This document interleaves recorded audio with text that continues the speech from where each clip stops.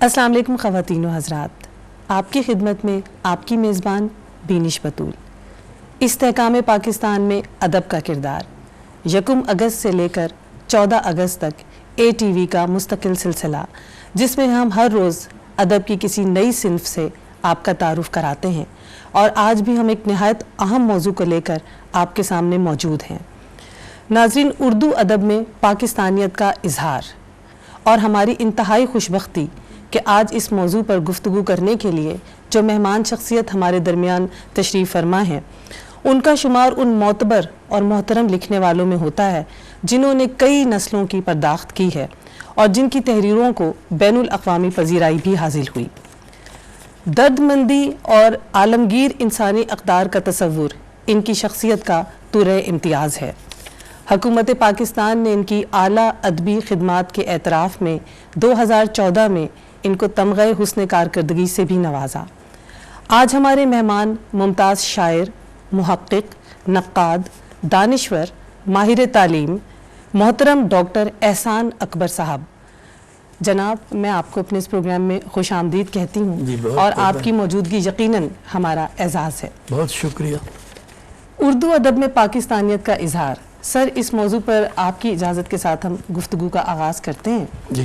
اور سب سے پہلے جو سوال میرے ذہن میں پیدا ہوتا ہے ہمیشہ کہ پاکستان میں ادب کی بہت سی اصناف نے آزادی کے بعد ایک نئے رخ پر سفر کیا۔ ہاں، آپ اس کو کس تناظر میں دیکھتے ہیں؟ بسم اللہ الرحمن الرحیم۔ ادب ہمارا 47 کے اندر جس بیک گراؤنڈ کو لے کر سامنے آیا تھا، اس میں ہم کچھ کوششیں ہندو مسلم اتحاد کی کر رہے تھے 40 سے۔ جی جی۔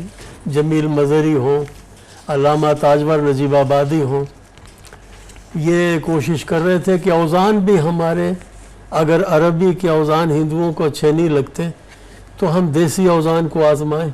صحیح۔ عظمت اللہ خان اس زمانے کے اندر اپنی کتاب سریلی بانسری کے ذریعے سے اس کا تجربہ بھی کر چکے تھے۔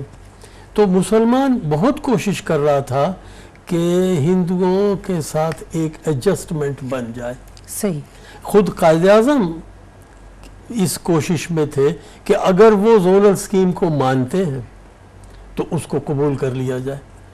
درست۔ اب صورتحال یہ تھی کہ ادب کے اندر بھی وہ افہام اور تفہیم کی وہ بیک گراؤنڈ موجود تھی۔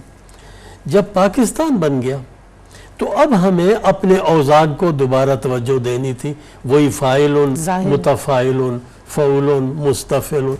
اور ادب جب ہمارا اپنی روایات کے اوپر دوبارہ قائم ہونا تھا تو ہمیں اپنی ان پرانی علامات کو، جن کو ہمیں کہا گیا تھا کہ یہ تو ایران والوں کی علامات ہے، بلبل اور گل کی، آپ یہاں کی چمیلی کی اور موتیہ کی بات یہاں کی بات کریں، بالکل۔ تو ہم نے پھر اپنی ان علامتوں کو دوبارہ ریوائیو کیا۔ اچھا، ہم نے اپنے استارے جو ہیں ان کی طرف پلٹے، اور پھر اس زمانے کے اندر آپ دیکھتے ہیں کہ ہماری جو بیک گراؤنڈ ہے اس کے اوپر ایک نئے جہان کی تعمیر کا خواب تھا، نئے ولولے تھے، نئی امنگیں تھیں اس زمانے کے اندر۔ منیر کہتا ہے اور ان باتوں کو سوچیں جن کو ہونا ہے ابھی، اور ان باتوں کو سوچیں جن کو ہونا ہے ابھی، سایہ احمد میں بیٹھ جائیں اور ان باتوں کو سوچیں جن کو ہونا ہے ابھی۔ اور کیا تخیل کی بات، یعنی یہ امنگیں اب دیکھیں نا، نئے جہان کو تیار کرنا ہے، نئی جہان کی تخلیق ہے۔ تو سایہ دیوار احمد میں بیٹھنے والے یہ لوگ اب نیا خواب دیکھ رہے تھے۔ تو اس کے اندر ظفر علی خان کے لکھی چیزیں، مجاز کا وہ ترانہ، آج ہمالیہ کی چوٹی سے پھر ہم نے للکارا ہے، دور ہٹو دور ہٹو اے دنیا والو، پاکستان ہمارا، دور ہٹو اے دنیا یہ والو، سب سے پہلا پاکستانی ہے۔ ترانہ تھا۔ کیا جذبہ تھا، کیا جوش جذبہ تھا، پاکستان بننے سے پہلے کہہ دیا تھا۔ اچھا، تو اب یہ بیک گراؤنڈ تھا، تو قومی شاعری کو اب ظہور میں آنا تھا۔ اب ہماری ملی حصیات جو ہیں ان کو ہمارے ادب کے اندر، افسانے میں، ناول میں، ہمارے فکشن میں، ہمارے علمی کاموں میں، تحقیقی کاموں میں، ان سب کو توجہ ملنی تھی، زبانوں کو، علاقوں کو۔ ان کے کلچر کو. تو اس زمانے کے اندر ہم دیکھتے ہیں منٹو کا مضمون قائد اعظم کے حوالے سے آتا ہے. میرا صاحب، قائد اعظم کا ڈرائیور بولتا ہے کہ میرا صاحب کس طرح کا آدمی ہے. میرا صاحب، ہاں میرا صاحب منٹو کا مضمون اس زمانے میں آتا ہے. تو یہ بنیاد ہے ہمارے زمانے کی 47 میں جو رکھی گئی. افسانے کو بھی ایک نیا رخ ملتا ہے اور کیا کہنا چاہیے ناول کو بھی اور شاعری کو بھی اور انشائیہ کو بھی یہ ایک نیا رخ بنتا ہے. اب اس کے اندر ہم اپنی فارسی عربی علامات سے اپولوجیٹک نہیں ہیں. اب ہمارے سامنے مکے اور مدینے کا خواب موجود ہے، نیا ملک بنا ہے، اور ایک نیا تشخص ہمارا قائم ہو رہا ہے. یہ ہے اس حوالے سے ہمیں یہ وہ موقع تھا اس زمانے کے اندر. وہ کیا خوبصورت انہوں نے لکھا، مولانا رہنے غیر ہیں علامہ وقف غیر. واہ. مولانا، ہاں مولانا رہنے غیر ہیں علامہ وقف غیر، تقدیر کی اذاں ہے محمد علی جناح. تقدیر کی اذاں ہے محمد علی جناح. کیا بات ہے. تو یہ مطلب ہے کہ ولولے تھے 47. کس قدر جوش اور امنگ اور جو اس وقت چھوٹے سے چھوٹے بچے میں اور نوجوان نسل اور موجود کچھ نہیں تھا. جو کچھ تھا وہ جلا ہوا تھا. جو لوگ چلے گئے تھے کچھ وہ اپنے گھروں کو آگ لگا گئے کہ ہمارے بعد یہ ان کے کام نہ آئے، ہمارے بعد یہ ان کے کام نہ آئے. اچھا کچھ وہ لٹیرے جو ان دنوں میں جب قانون کام نہ کر رہا ہو تو لٹیرے دلیر ہو جاتے، کچھ لٹیروں نے گھروں کو لوٹا، ہندوؤں سکھوں کے گھروں کو، اور ان کو آگ لگا دی. تو اس طرح کے بیک گراؤنڈ کے اندر خواب دیکھتا ہے آدمی نئے جہان کا. وہ ہماری شاعری میں بھی نظر آتا ہے، نثر میں بھی. مطلب ہمارے اہل قلم نے اس بھرپور طریقے سے اس تحریک کے حوالے سے جو اپنا کام کیا اور جذبہ حب الوطنی سے سرشار ہو کر کیا. ناظرین ہمیں اس بریک پر جانا ہے اور ہم امید کرتے ہیں کہ آپ ہمارے ساتھ اسی طرح موجود رہیں گے، کیونکہ ہم واپس آنے کے بعد ڈاکٹر صاحب سے شاعری کی دنیا کے حوالے سے بات بھی کرنا چاہیں گے. ہمارے ساتھ رہیے گا، ہم ابھی واپس آتے ہیں. ویلکم بیک ناظرین، اور ہمیں خوشی ہے کہ آپ ابھی تک ہمارے ساتھ موجود ہیں اور اسی طرح موجود رہیں گے. اور ابھی جو ڈاکٹر صاحب سے میں ایک نہایت اہم بات پوچھنا چاہوں گی کہ سر یہ بتائیے گا کہ قیام پاکستان کے بعد شاعری کی دنیا میں کیا پاکستانی شعراء نے کوئی نیا لب و لہجہ اختیار کیا؟ جی بسم اللہ، وہ بڑی اچھی بات آپ نے پوچھی. پاکستان بننے کے بعد ہمارے ہاں شاعری کے اندر تمام وہ حوالے، وہ استارے، وہ علامتیں جو ہمارے خواب سے انسلاک رکھتی تھی، جو ہماری امیدوں سے متعلق تھی، جو ہماری تاریخ سے متعلق تھی، جی، جو ہمارے یہ سمجھیے کہ علاقے اور ہمارے کلچر میں موجود تھی، اب ان سب کو پھلنے پھولنے کا موقع ملا. تو ہمارے ہاں آپ دیکھیں گے کہ خاص لہن اردو کی غزل کا بنتا ہے پاکستان کے اندر. درست. ہماری غزل کے اندر ایک تو اس بات کی خاص خیال رکھا گیا کہ ایک پاکیزگی کی فضا موجود رہے. اب ہم نے کوشش یہ کی کہ غزل کے اندر زبان بڑی معیاری ہو. نمبر 2. درست. نمبر 3 ہم نے کوشش یہ کی کہ کوئی ایسی بات نہ ہو جس کی ذومانویت غزل کے حسن کی خاطر تو ہم لائیں لیکن اخلاقی حوالے سے وہ مناسب نہ ہو. تو اس لیے پاکستان کی غزل کا ایک خاص معیار بنتا ہے اس زمانے سے جس زمانے میں کہ ابتدا ابھی ہمارے ملکی در و بست کی ہو رہی تھی. تو ناصر کاظمی، شکیب جلالی، یہ لوگ جو لکھ رہے تھے، آ کر گرا تھا ایک پرندہ لہو میں تر، تصویر اپنی چھوڑ گیا ہے چٹان پر. تصویر اپنی چھوڑ گیا ہے چٹان پر. مطلب مجھ کو گرنا ہے تو میں اپنے ہی قدموں پہ گروں جس طرح سایہ دیوار پہ دیوار گرے. واہ واہ. اب یہ تھی وہ بنیاد جس کے اوپر ہمارے لکھنے والے نے اپنے ارد گرد کی بات کی. اقبال نے ہماری شاعری کو یہ سکھا دیا تھا کہ ضروری نہیں ہے کہ باتیں بنی بنائی جو ہیں، جو روایت سے سنتے آئے ہیں، انہی استاروں کے اندر ہو سکتی ہیں. وہ ایک نئی جوہر نئے استارے بنائے جا سکتے ہیں، بالکل نئی علامتیں بن سکتی ہیں. اقبال نے خود نئی علامتیں بنائی، نئی زبان گھڑی، لہٰذا ہمارا شاعر اب نئی علامتیں بناتا تھا اور نیا بیانیہ لاتا تھا، تو تازگی غزل کے اندر آئی جو بھارت کی غزل سے بڑی مختلف تھی، لب و رخسار سے آگے کی باتیں آگے کی ہوئیں بات اب اور ہونے لگی۔ اب اس میں اس زمانے میں مجید امجد کا لحن آگے آتا ہے، آپ دیکھیں 65 کی جنگ آتی ہے، اس کے اندر سائرن بھی، اذان بھی، ہم بھی، تو بھی، سائرن بھی، اذان بھی، ہم بھی، تو بھی، اور تیرا دھیان بھی، ہم بھی، واہ تیرا دھیان بھی تیری منشاؤں کے محاذ پہ ہے، چھاؤنی کے جوان بھی، ہم بھی۔ ہم بھی۔ تو ڈاکٹر صاحب یہ بتائیے گا کہ آزادی کے بعد خاص طور پر پاکستانی زبان جو ہماری تھی اس میں پاکستانیت کے حوالے سے کوئی مثبت تبدیلی رونما ہوئی؟ پاکستانیت کے حوالے سے آپ دیکھتے ہیں کہ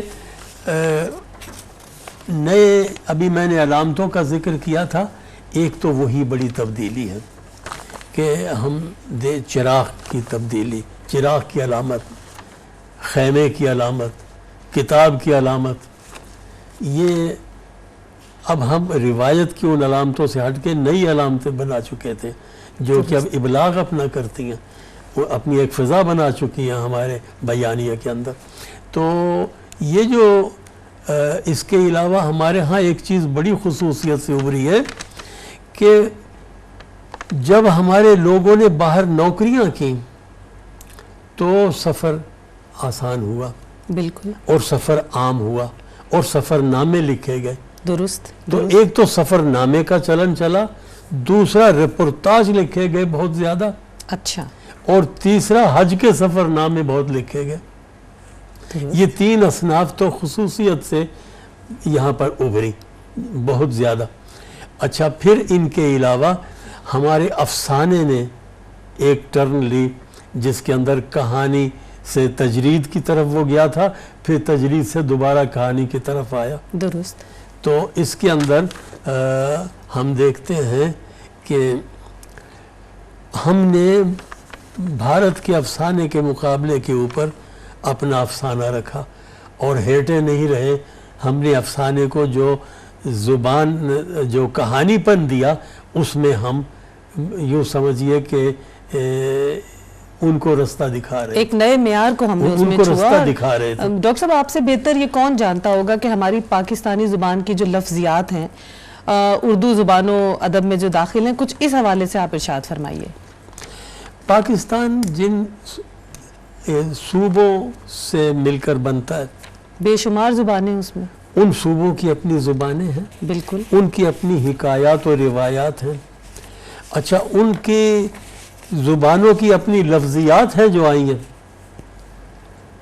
اب میں اس دن دیکھ رہا تھا، وہ بھارت کا افسانہ نگار رام لال لکھتا ہے کہ اردو جو پنجاب کے اندر چل رہی ہے پاکستان میں، اس کو پنجابی کا خاصا تڑکا لگایا گیا۔ خاصا تڑکا لگایا گیا۔ اچھا، اب پنجابی کا تڑکا ہی نہیں لگایا گیا، بلوچی کا تڑکا بھی لگایا گیا۔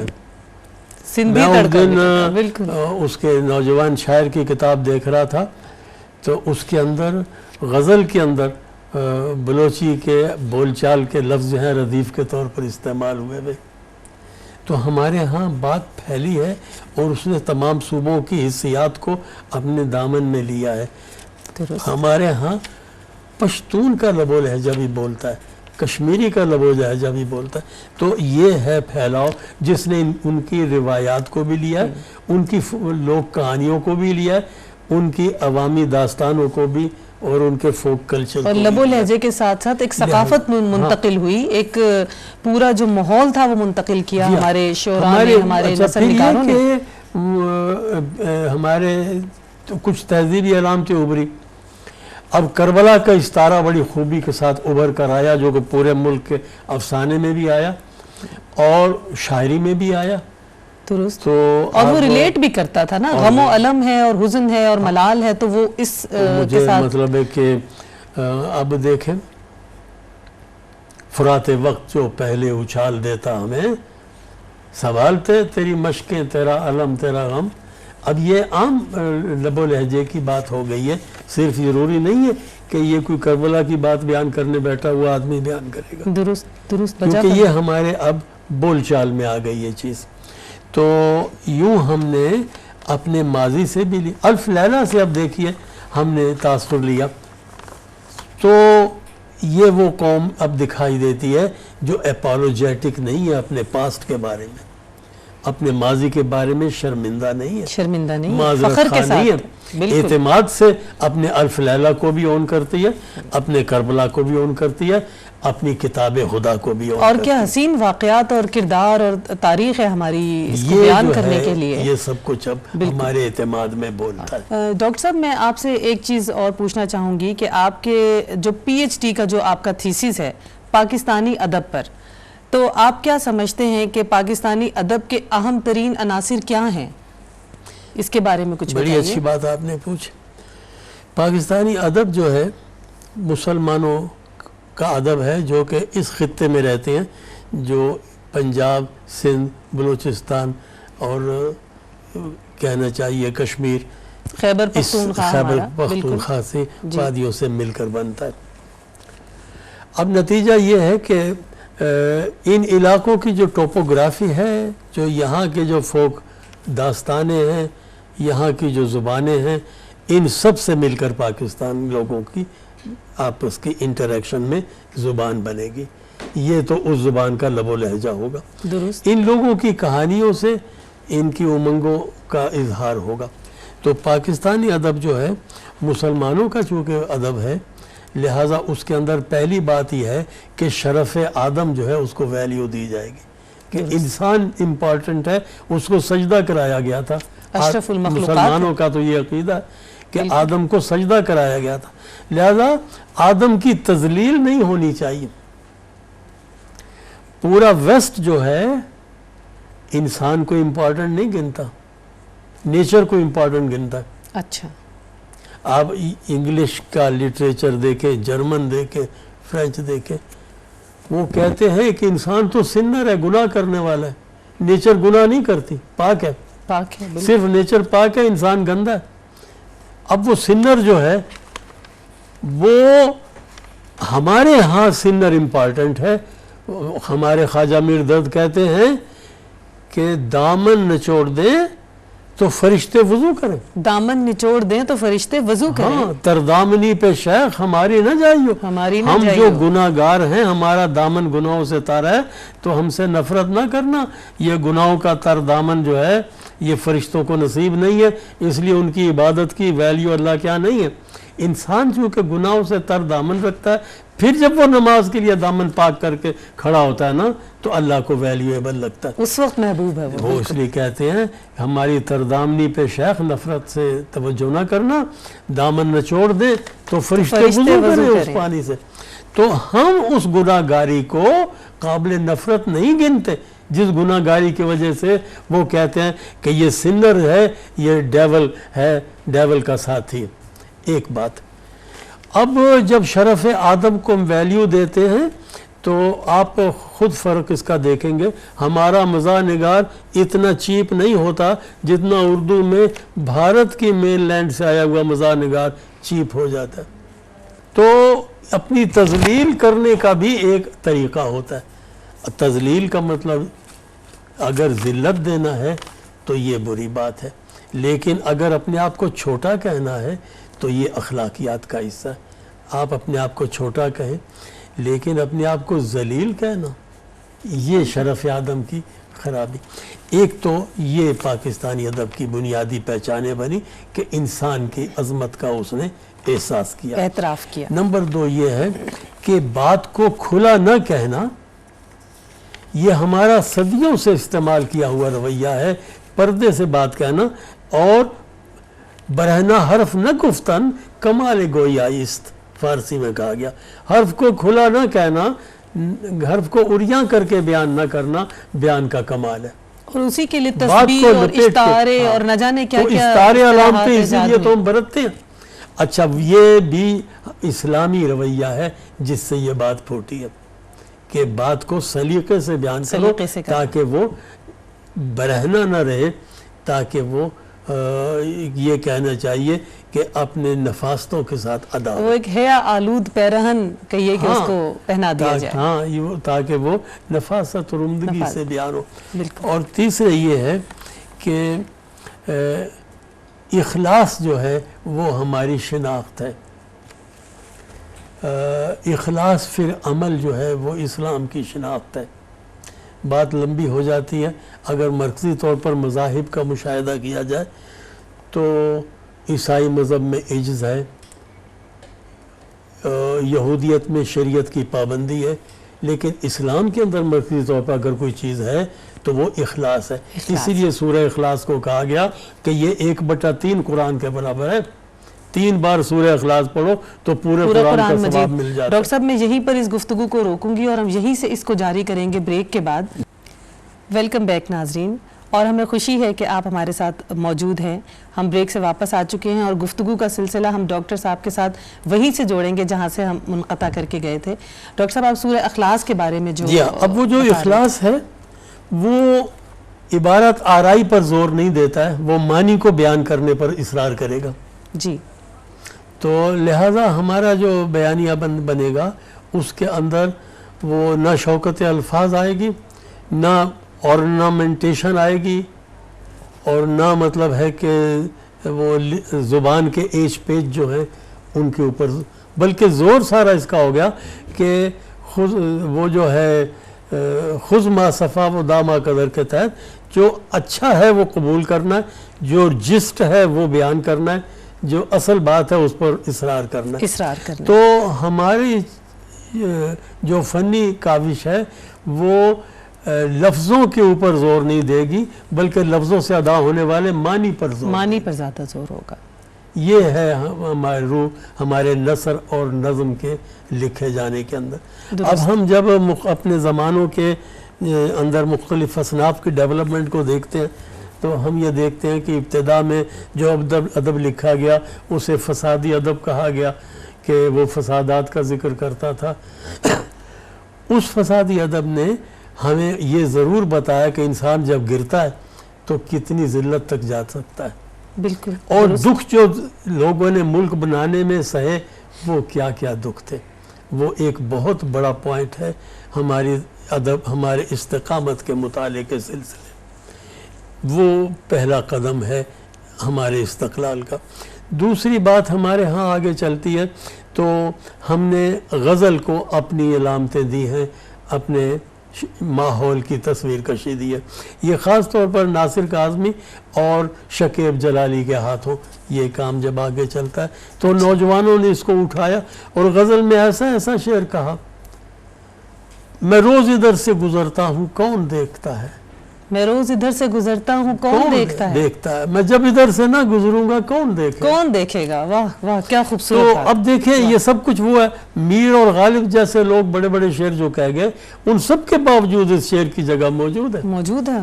اب ہمارا جو غزل وہ شعر کہہ رہا ہے، آپ حیران ہوں گی کہ بھارت جہاں سے غزل نے جنم لیا، دلی جہاں سے جنم لیا، وہاں کی غزل سے لکھنؤ جہاں غزل نے اس کے بعد استقامت پائی، اس غزل سے ہماری غزل آگے ہے. یہ بہت بڑی اچیومنٹ ہے، بہت بڑی اچیومنٹ ہے ہمارے اہل قلم کی. یہ تو وہ لوگ شوق کے ساتھ ہماری غزل کا مطالعہ کرتے ہیں کہ پاکستان کی اردو غزل جو ہے وہ تازہ کیا آ رہی ہے. ہمارا آدمی اب بات کرتا ہے تو کہتا ہے تیری گلی سے یہ دنیا نظر آتی ہے مجھے، تیری گلی سے یہ دنیا نظر آتی ہے مجھے، ایک ذرا اور جو بڑھ جائیں یہ دنیا بھی نہیں. واہ، ایک ذرا اور جو بڑھ جائیں یہ دنیا بھی نہیں. واہ. اور دیکھیں آہستہ اس گزرتے ہوئے پل پہ رکھ قدم، آہستہ اس گزرتے ہوئے پل پہ رکھ قدم، صدیوں کا انہدام تیرے نام ہی نہ ہو. واہ کیا بات ہے، کیا بات. اب یہ شعر ہوا ہے جس نے تہذیب کو سمیٹا ہوا ہے، تاریخ کو لپیٹا ہوا ہے اپنے اندر. تو ہماری غزل اب کرشمہ ایک بیان کا بن چکی ہے. تو پاکستان کے اندر جو تہذیب کا ارتقاء ہے اس نے خصوصیت سے اپنا ظہور تغزل کے اندر کیا ہے. اور اسی طرح طویل نظم جو ہے، اب میں طویل نظم کے اوپر زیادہ اصرار نہیں کروں گا، مختصر وقت ہے تو وہ ظاہر ہے لیکن طویل نظم اور عام نظم یہ بھی ہمارے دیکھ مصطفیٰ زیادہ ترجمہ کرتا ہے، پولونیس شیکسپیئر کا ایک کریکٹر ہے، اس کو بیان کرتا ہے۔ پولونیس کہتا ہے میں جس افسانے کا کردار ہوں اس کا ہیرو عرش پہ چلتا ہے، تاروں پہ قدم رکھتا ہے، اس کی تحویل میں یونان کے بت رہتے ہیں، وہ کنیزوں میں نگاران عجب رکھتا ہے، تخت طاؤس و طرفزار و غزال و نکت، دیر و فردوس و صنادید و حرم رکھتا ہے۔ اب دیکھیں یہ ترجمہ نہیں لگتا ہے، یہ اوریجنل کہی ہوئی ایسا نظم لگ رہا ہے لگتی کہ بالکل ایک بیان ہو رہی ہے۔ تو اتنی خلاقی سے ہمارے ہاں ترجمے کا عمل ہوا کہ اس کو ہر کسی نے داد ہر میدان میں دانشوروں نے جتنی ادب کی میدان ہے آپ نے جو بات کہی ان سب کے اندر ہم نے اپنے وجود کا ثبوت دیا کہ ہم موجود ہیں اور ہم اپنی پوری دردمندی کے ساتھ اور پوری توانائیوں کے ساتھ موجود ہیں۔ جذبہ حب الوطنی سے سرشار ہو کر ہم یہ کام کر رہے ہیں۔ حب وطن ہی کی دین ہے۔ اس مختصر وقت میں آپ نے پاکستانیت اور زبان و ادب کے حوالے سے ڈاکٹر صاحب ہمارے سننے والوں کو اور خود ہمیں بہت سیراب کیا۔ آج میری معلومات میں بہت اضافہ ہوا جس کے لیے ہم آپ کے بے حد ممنون احسان ہیں۔ اور پروگرام کے اختتام کی طرف جاتے ہوئے میں آپ کی موجودگی کا فائدہ اٹھاتے ہوئے استدعا کروں گی کہ ماہ اگست کے حوالے سے آپ اپنا کوئی کلام ہمیں عطا کریں۔ ہماری خوش نصیبی ہوگی کہ ہم آپ سے سنیں اور آپ یہاں موجود ہیں، اس کا فائدہ میں عرض کیے دیتا ہوں کچھ۔ یہ جو پاکستان ہے یہ ہماری شاعری میں بھی بولتا ہے پاکستان کے بغیر سر ہم کچھ ہیں ہی نہیں، ہماری تو موجودگی پاکستان کی وجہ سے۔ پوری کمٹمنٹ یہ کشمیر پر کام ہے، پاکستانی ادب کے ریسرچ کا شوق ہے، پاکستانیت کی دریافت کا، تو اسی دریافت نے مجھے کلچر کا مطالعہ کرنا سکھایا۔ بڑی بات ہے۔ اب یہ جو نظم ہے یہ غزل کے انگ میں ہے، جی میں عرض کرتا ہوں۔ جی ارشاد ہو ڈاکٹر صاحب۔ وہ جو 14 صدیوں کا عطر ہے وہی دن تو 14 اگست ہے۔ وہ جو 14 صدیوں کا عطر ہے، وہ جو 14 صدیوں کا عطر ہے وہی دن تو 14 اگست ہے، وہی دن تو 14 اگست اسی راہ پہ اگلا پڑاؤ سا جہاں ابتدا میں الست ہے، الست ربکم جو کہا گیا تھا۔ وہ جو 14 صدیوں کا عطر ہے وہی دن تو 14 اگست ہے، اسی راہ پہ اگلا پڑاؤ سا جہاں ابتدا میں الست ہے۔ میں دفینہ سینوں میں گھر میرا، میرا زینہ یوں ہی زینہ زینہ سفر میرا۔ میں دفینہ سینوں میں گھر میرا، یوں ہی زینہ زینہ سفر میرا، سبھی آہٹوں سے گزر میرا، میرا حال ماضی بدست ہے۔ میں دفینہ سینوں میں گھر میرا، یوں ہی زینہ زینہ سفر میرا، سبھی آہٹوں سے گزر میرا، میرا حال ماضی بدست ہے۔ میرے ممکنات جہات میں وہ جو اترا قدر کی رات میں، وہ جو اترا قدر کی رات میں، لیلۃ القدر تھی جب پاکستان بنا، 27 رمضان تھی۔ میرے ممکنات جہات میں وہ جو اترا قدر کی رات میں، وہی ہاتھ ہے میرے ہاتھ میں، وہی نقشہ بدست ہے، وہی نقشہ بدست ہے۔ میرے ممکنات جہات میں وہ جو اترا قدر کی رات میں، وہی ہاتھ ہے میرے ہاتھ میں، وہی نقشہ بدست ہے۔ کئی آتے قرنوں کی جھلکیاں کبھی دیکھتا ہوں یہاں وہاں، کئی آتے قرنوں کی جھلکیاں کبھی دیکھتا ہوں یہاں وہاں، کہیں روشنی کی گواہیاں کہیں شمع دست بدست ہے، کہیں شمع دست بدست ہے۔ واہ کیا خیال ہے، کیا کئی آتے قرنوں کی جھلکیاں یوں ہی دیکھتا ہوں یہاں وہاں، کہیں روشنی کی گواہیاں کہیں شمع دست بدست ہے۔ میں مسافتوں کی ہوں منتہا، کئی اولیاء کی ہوں دعا، کئی اولیاء کی ہوں دعا، میں مسافتوں کی ہوں منتہا، کئی اولیاء کی ہوں دعا۔ یہ ہے سلسلہ بڑی دیر کا، میں مسافتوں کی ہوں منتہا، کئی اولیاء کی ہوں دعا، یہ ہے سلسلہ بڑی دیر کا، یہ جو ایک لمحے کی جست ہے، یہ جو ایک لمحے کی جست ہے۔ واہ کیا بات ہے، یہ سلسلہ بڑی دیر کا، یہ سلسلہ بڑی جو دیر ایک کا، لمحے جو کی ایک لمحے کی جست ہے۔ اور آخری شعر ہے، وہ امیر 7 سفر میں ہے، یہ جہان جس کے اثر میں ہے۔ واہ کیا بات ہے، وہ امیر 7 سفر میں ہے، 7 سفر میں ہے، یہ جہان، وہ امیر 7 سفر میں ہے، یہ جہان جس کے اثر میں ہے وہ میرے قیام و حضر میں ہے، وہی صاحب در و بست ہے. وہی صاحب در و بست ہے. واہ واہ، اس خوبصورت کلام کے ساتھ میں بالکل اس پروگرام کو میرا دل چاہ رہا ہے کہ میں آپ سے سنتی جاؤں اور آپ ہمارے ناظرین کو سناتے جائیں، اور اس قدر حسین خوبصورت خیال اور کلام آپ نے اس وقت پیش کیا ہمارے سامنے. مگر کیا کریں کہ وقت ہمیں اتنی اجازت نہیں دیتا. تو ڈاکٹر احسان اکبر صاحب، میں آپ کی بے حد ممنون و مشکور ہوں ایک دفعہ پھر کہ آپ یہاں پر تشریف لائے اور آپ نے ہمیں اتنی بھرپور اور معلوماتی گفتگو استحکام پاکستان میں ادب کے کردار کے حوالے سے ہمارے سامنے پیش کی. اور ناظرین، اس کے ساتھ ہی ہماری آج کی اس خوبصورت نشست، جس کو ہم بالکل برخاست نہیں کرنا چاہتے، اس کا وقت اپنے اختتام کی طرف جا رہا ہے.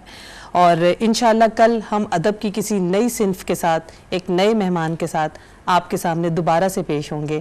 تب تک کے لیے اللہ حافظ.